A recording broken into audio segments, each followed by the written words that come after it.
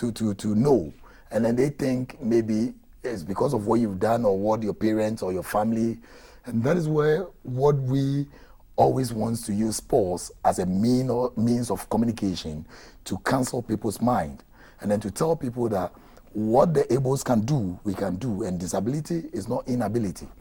So as I say, even it goes to a time, even if you're going to take the structural, and they realize you are coming, you are limping, or you have a challenge, the ables are even fighting with you. They don't want to give you the space to sit. We have you on screen now. And yeah. Is that you? Yeah, that's me. and this is some of the biggest things that goes very bad. Okay, this is really the emotional part, because people see you sitting right here in your trousers, and they don't know what is down. Yeah. But this is it. Yeah. And this is where the stigma comes with. People see it this way and they're like, hey, I don't want to get close to you. I mean, Alem, you definitely have your own stories. Sure. People, it gets sad. People ask me, when my wife delivered, at the age of 9 months, my baby girl started walking. And even recently, people are asking that, is your wife, is she a disabled? I say no. Your baby, is he a disabled? I say no. That they put it in a different, in ironic form. That sarcastic. I hope your baby is not. They don't put a complete sentence. That I hope your baby is not. Yeah. And I say no. You know, it's high time we realize that disability is everybody's late. What I mean is, it can happen to everyone at any time, if God so wishes.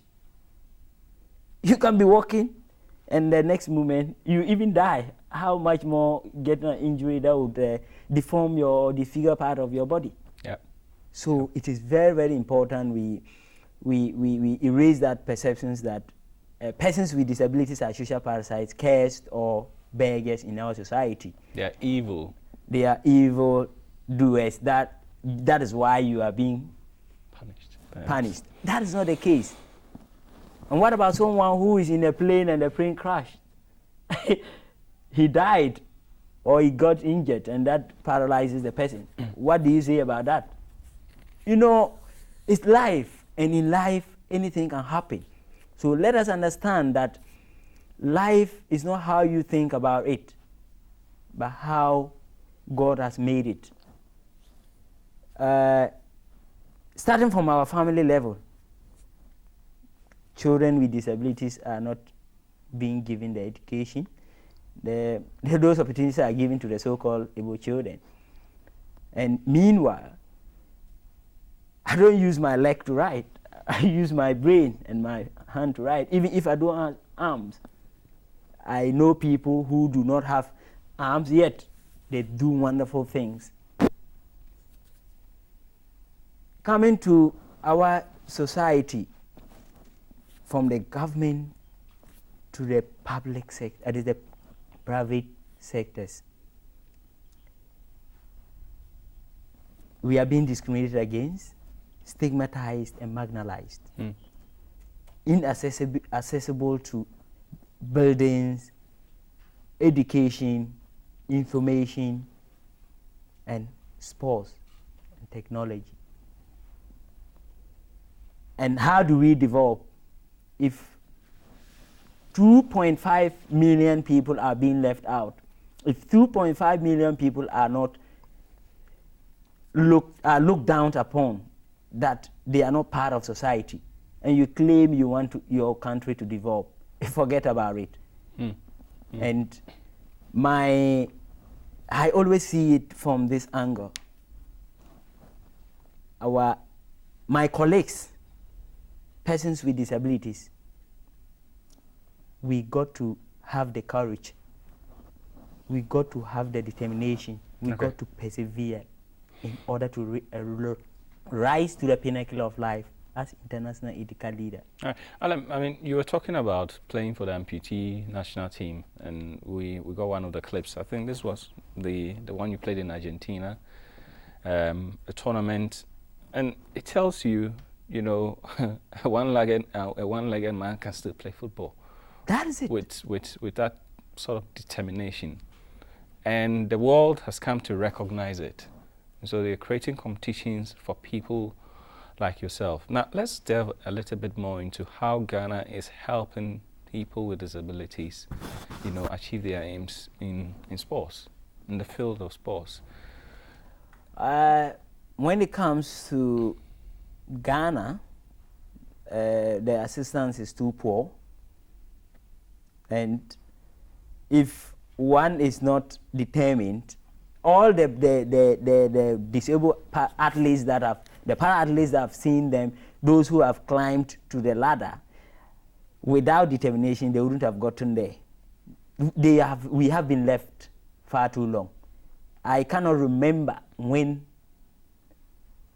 Ghana sponsored me to go to the competitions that have gone around the world. Including London 2012. Except London 2012 when we qualified. So how do you qualify? How do you go without qualifying? Yep.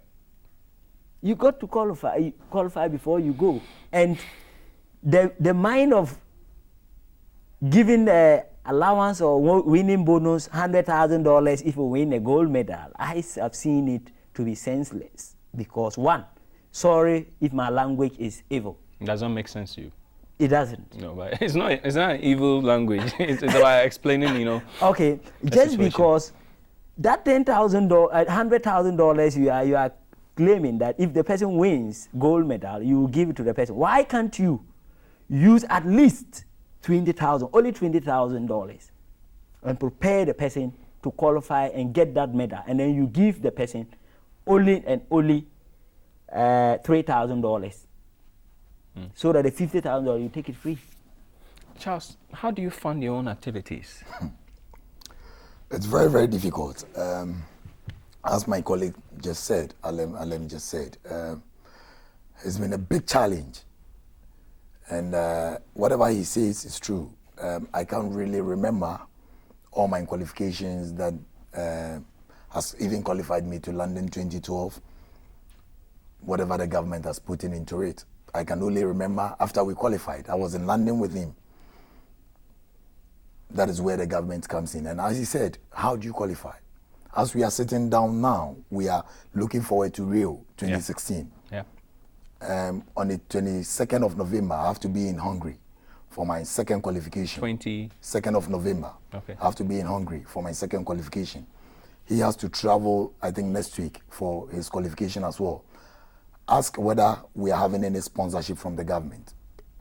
It's an individuals that are trying to help us, that are trying to come out from their pockets to help us. And you ask yourself, when we are out there, are we out there on ourselves? Am I out there on Charles Narh Teye, or I'm out there in the name of Ghana? So that is where the question comes on. If I'm going on my own and I'm doing it on my own, that is a different ballgame. But this is where I'm going as a Ghanaian, and I'm going to compete under the flag of Ghana. And even if you want a private man to help you, the body tells you that they want to deal with a nation.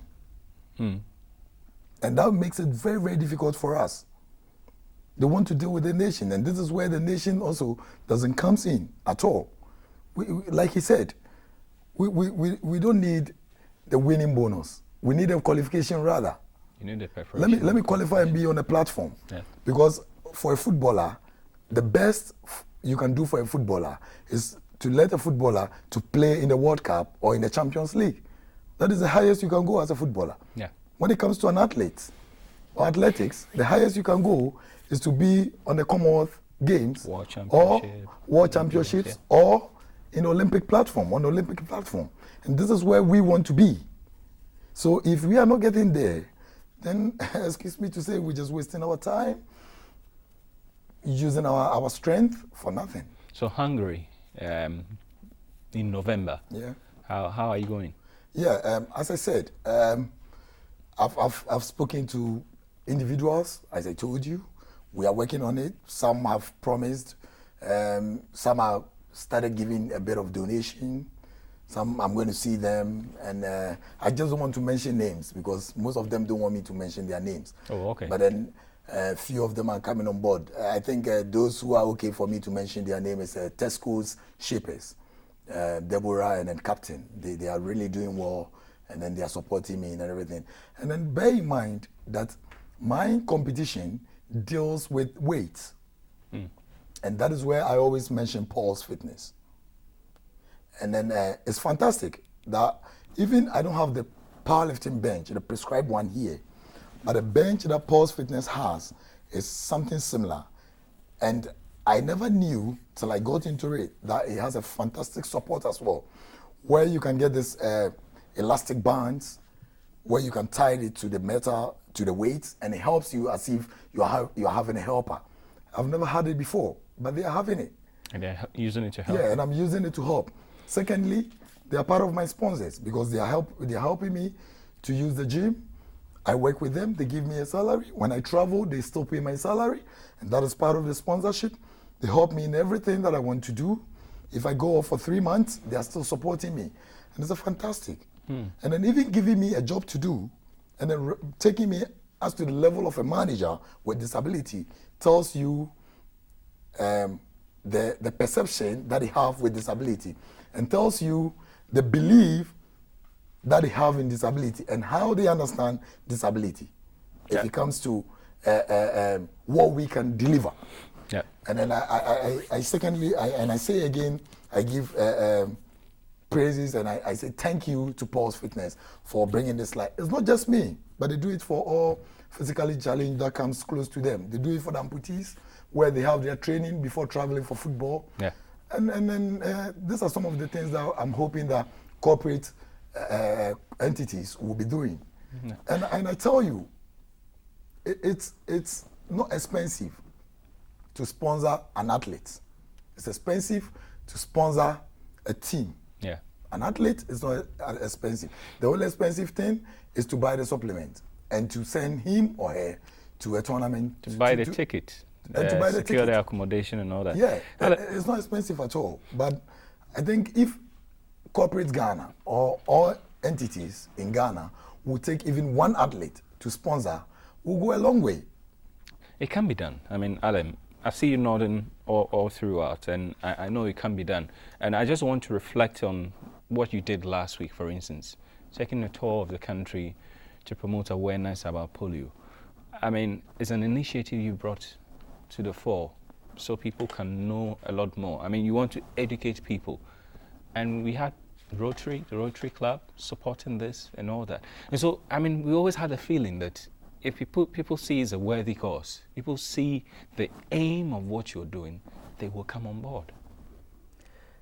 Yes. Having contracted polio at the age 2, as I mentioned earlier, at that time, I contracted in 1985. Was born in 1983 and was contracted in 1985. And 1986, Rotary International embarked a world eradication of polio. A program, okay. Yes, a program where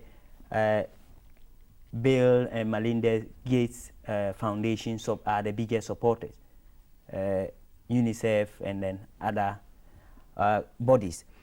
And it is funny to hear that my information about me was sent from the US back to Ghana, that is from the World Polio Organizers back to Ghana before they got to know me. I went to US. It's about selling yourself. Yes, I went to US last year and got connected to one of the secretary, the World Polio, the Rotary members. Okay, and so we see you on screen, Alem. I mean, not to cut you, but so this is a tour that you undertook. Yes. Okay. That's the tour, and.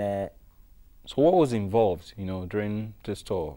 What did you do by way of letting people know? Yes, I met Rotary Club members. The regional ministers were invited. Okay. At the Koforidua, that's a stopover, and then Kumasi where the Asantehene was also invited, though he was not around, but people, a representative was there, and then he donated to support the cause, or support me, get water on my way back to Accra. So, I mean, Alem, I'm just taking a close look at your ride. You're doing it with your left foot? Yes, only the left foot. Only the left? Yeah, and I use 8 hours, 20 minutes from Kumasi to Accra. 8 hours? Yeah, 20 minutes. The cars usually take what, 4 to 5 hours? You took 8. 8. Okay. So you rode from Accra through Koforidua to Kumasi, and then back. Rode back to. How many days? It took us, 3 days. It took 3 days. But then because of the stopovers, we had to sleep, slow down. Sleep at some place, and then. So, Rotary International, the world doctor of Rotary, sent my information back to Ghana when I had a conversation with her on Skype on this Forbes News, and she said she wrote a letter to the Ghana president of Rotary clubs that this guy is an asset that could help you educate Ghanaians about polio. Then when I came back as the immunization, I was there to take part in 2014. 24th October, I took part in the immunization day. Then, this year, I came up with the idea that no, if I had gone to US, made a lot of speeches in the schools, hospitals, and Rotary clubs about polio, why can't I do it in my country? And as I'm being given as a potent spokesperson for end polio in the world, why don't I use that opportunity here too? So I proposed to them that I want to do a ride that will end the day that the immunization will end. Okay. And they accepted it. So we came up and then started doing the process, and then eventually I made it and then back. And it is very important that parents and guardians, they get to understand that their children below 5 years should be given immunization. They should be given the immunization to prevent the disease, because the disease is not curable, but it's preventable. Okay. It's not curable. When it gets you, that is it. It will paralyze you. But when you are able to prevent it, that is the immunization. Just a drop. Just a drop, and then you will be free from it. And it is very, very important. And parents who have their children being already affected by the disease, they shouldn't heed them. They shouldn't confine them. They have a lot to do than they think they can.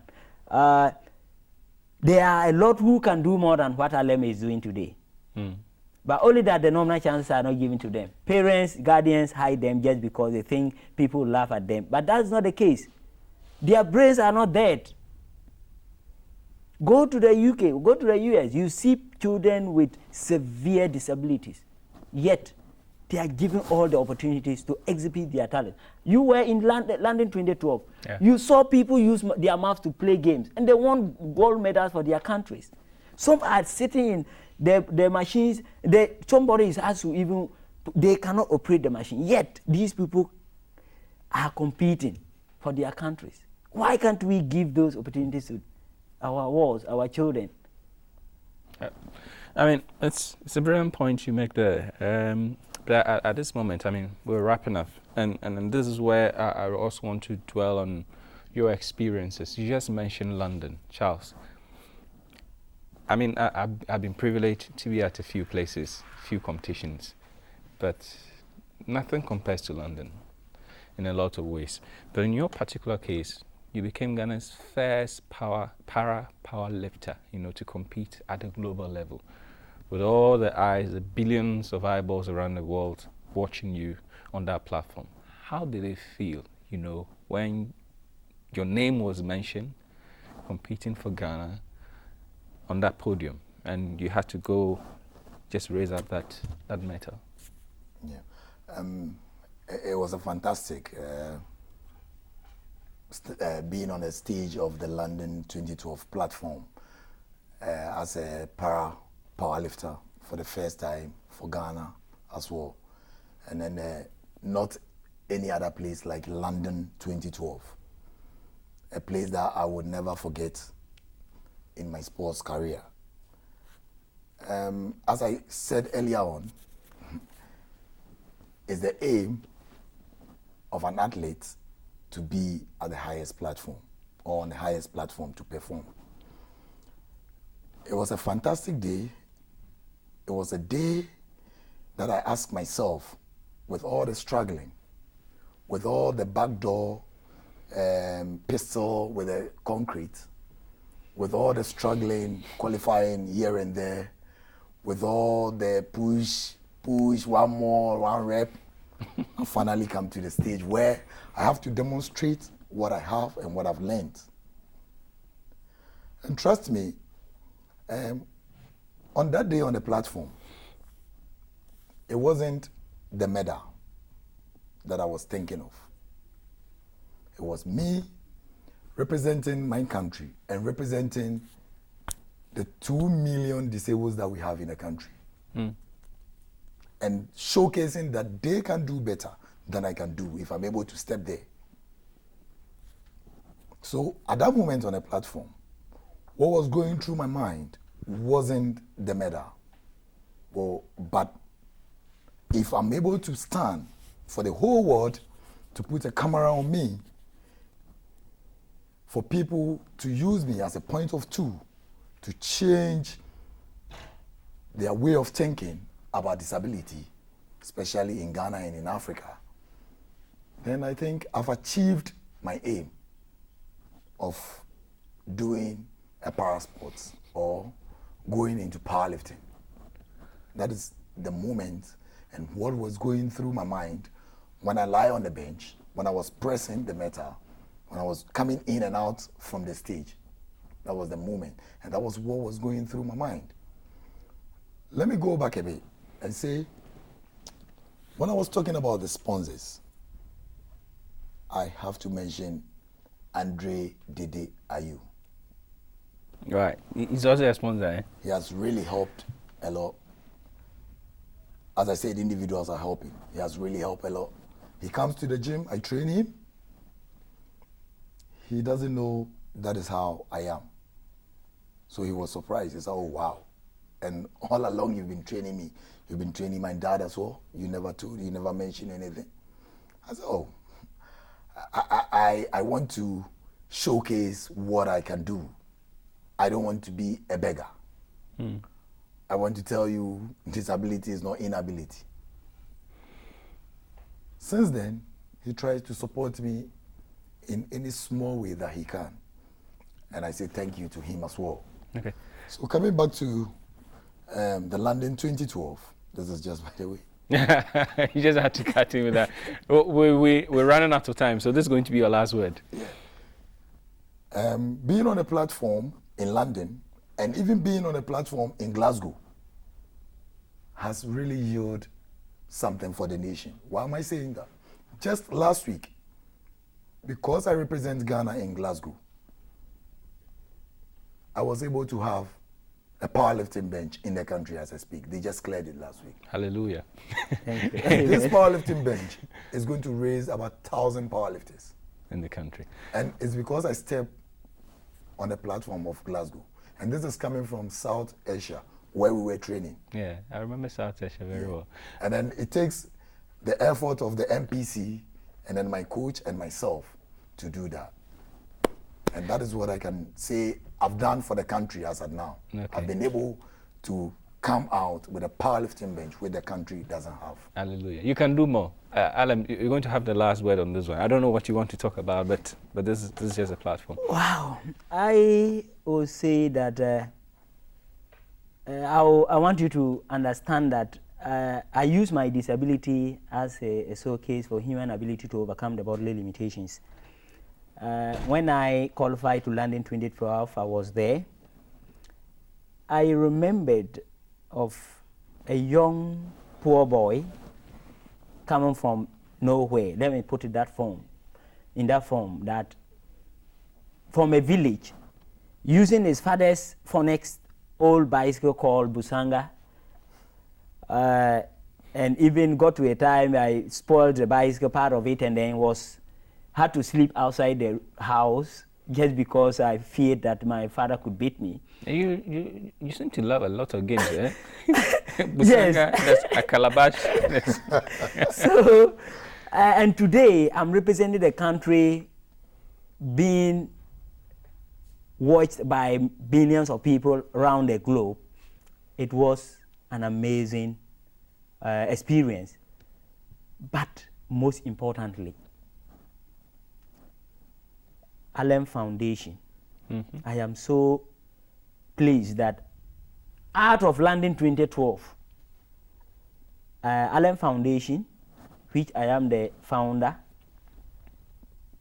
has given opportunity to 33 children, give them scholarship from primary KG to senior secondary school. 32 children, that are 3 children that are being sponsored by the foundation. And that is the connection the people are met who are inspired by what I do and giving back to society as my passion. They decide to support that cause. And the main priority, giving education to the less privileged, is a fantastic thing that even if I die to do without anything from the country, without anything from sports, my name will be mentioned 1,000 years to come. Okay. Just because I've been able to impact out of the cycling, the one-leg cycling, I've impacted something into children or others. Okay. Well, Alem, I cannot thank the two of you enough, for passing through your studio, and I'm very sure a lot of people who watch have been inspired by your stories. We'll continue to follow you. You're going to be in Geneva. Yes, I am going to Geneva. I'm invited by World Cycling Center to train for 10 days, and okay. Those are the opportunities I'm talking about. But I cannot leave without thanking people around me. Okay. The media who have been following our stories, who make sure our stories are heard. We are voiceless without them.